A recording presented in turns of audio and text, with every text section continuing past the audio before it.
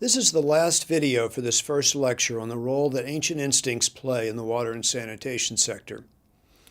In the previous video, I argued that when our ancestors settled down into permanent communities, they brought with them a set of ancient instincts from their time as hunter-gatherers, and that these ancient instincts still pose obstacles for water policies today.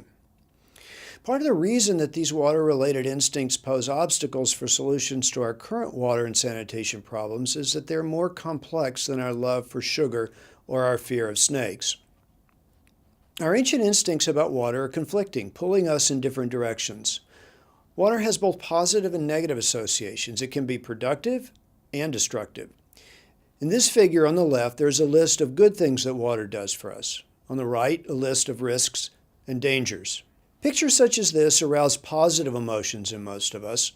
Drinking water is absolutely essential for life, and water provides us with opportunities for bathing and swimming.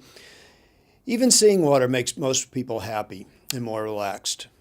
Globally, a house with a water view or alongside water commands a 65% premium compared to an identical house that is not near the water. This is a huge price premium.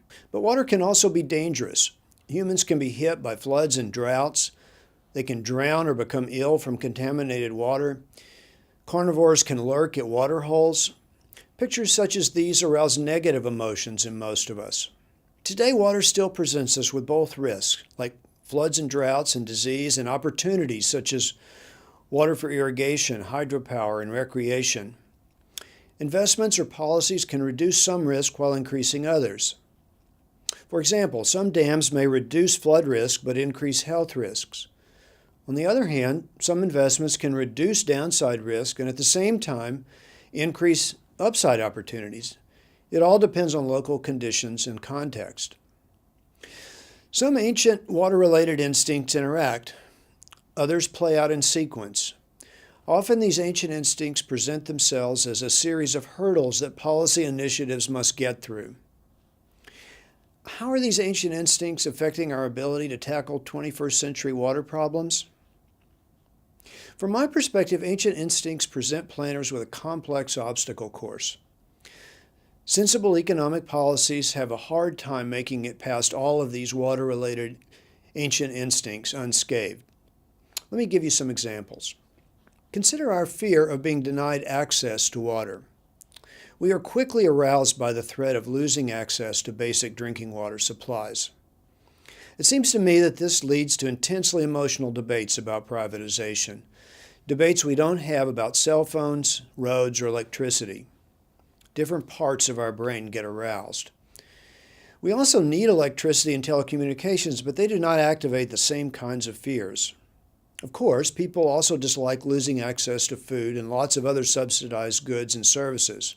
But I think there's a difference between the dislike of losing subsidies, say, in the fuel sector and the fear associated with losing access to water or losing subsidies to water. Our hunter-gatherer ancestors were unable to trade water, and we are still unwilling to price drinking water at rates close to the cost of service. This remains a problem today in many parts of the world. The UN Declaration that water is a human right is now widely used as an argument that municipal water and sanitation services should be free or heavily subsidized. And it feels good to declare that water is a human right. Who wants to object to this? There's support among many people for NGOs to bring legal action against governments in developing countries for failure to provide improved water and sanitation services to households. But the UN Declaration that water is a human right has had a chilling effect on what, from my perspective, are sensible efforts to reform water prices and tariffs. This reluctance to use price instruments has created a wicked set of interrelated problems in the wash sector. First, there are few incentives to innovate because services are so cheap. Second, most utilities in low-income countries are, for all practical purposes, bankrupt.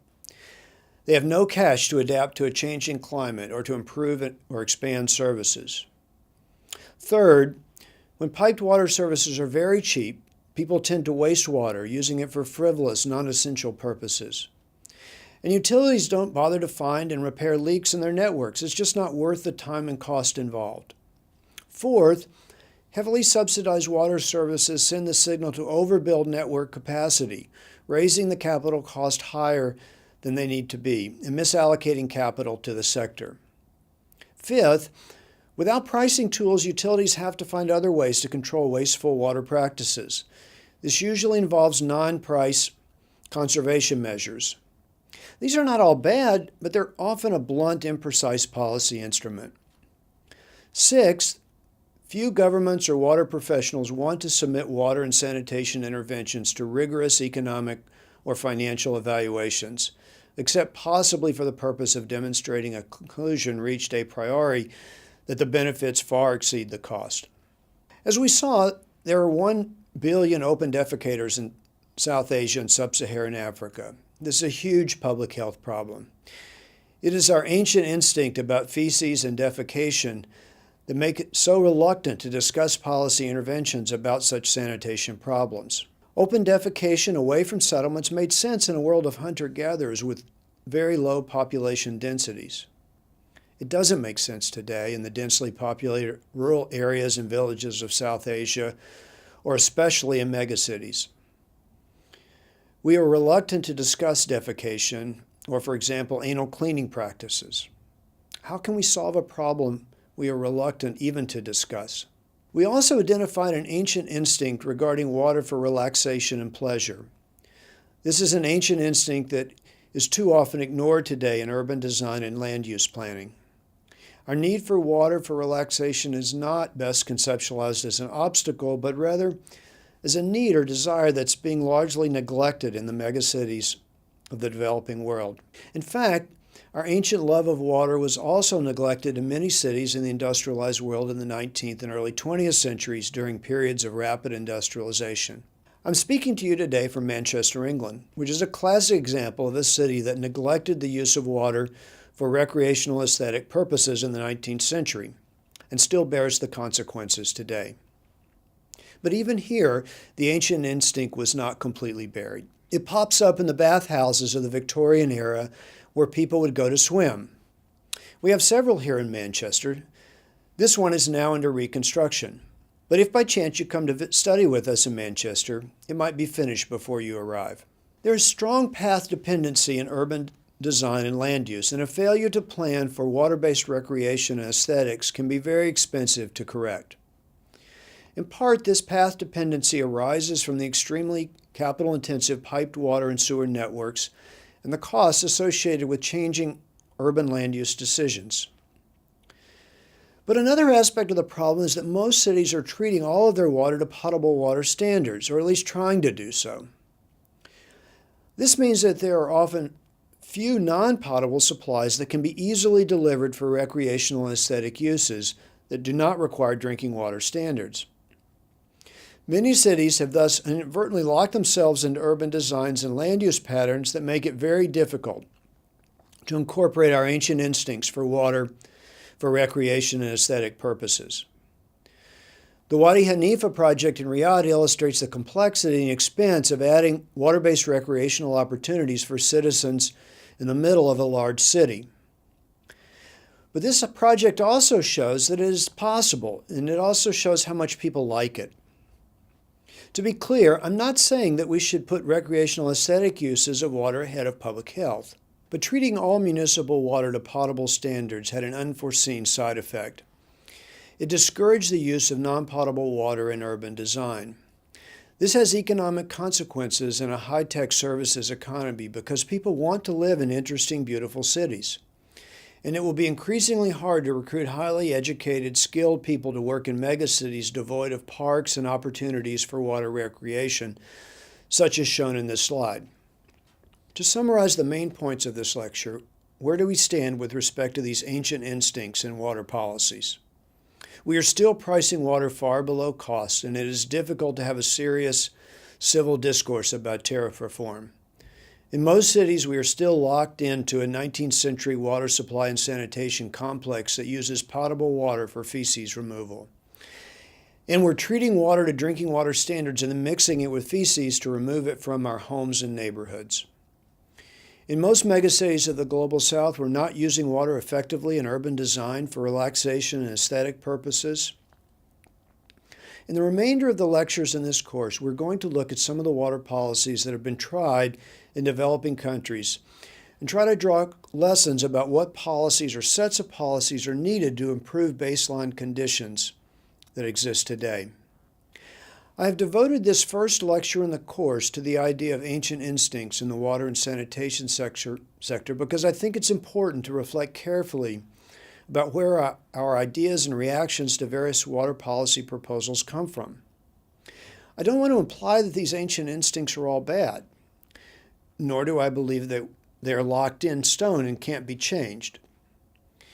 But to deliver sound, sustainable water and sanitation services to people in both industrialized and low-income countries, I believe we need to be cognizant of these ancient instincts.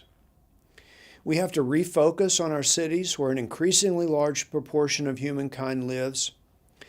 And we have to talk about and recognize how our behavior is still shaped by these ancient instincts.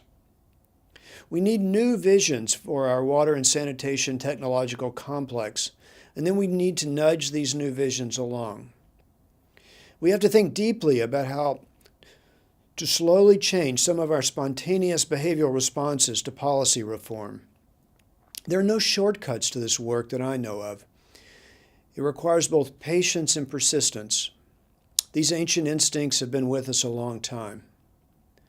Let me conclude with a quote from Albert Hirschman, who was a renowned economic development theorist who spent much of his career at Harvard and Princeton. Professor Hirschman said, "It is where one faces the most resistance that one should press one's pursuits." It is where one faces the most resistance that one should press one's pursuits. This is just the opposite of the currently popular idea in the development field of picking the low-hanging fruit or doing the quickest, easiest projects with high returns. What Hirschman is saying is that sometimes you have to tackle your most difficult problem first, and then the rest will fall into place. This was actually the military strategy of Alexander the Great. He used his elite troops, his Greek phalanx, to attack his enemy's strongest point. When he destroyed his enemy's best forces, the others typically collapsed. The analogy here is that, from my perspective, water-related and ancient instincts are often the point of most resistance. As we start to study different water and sanitation policies, we have to be ready to direct these policies toward ancient instincts, which are likely to be where one faces the most resistance.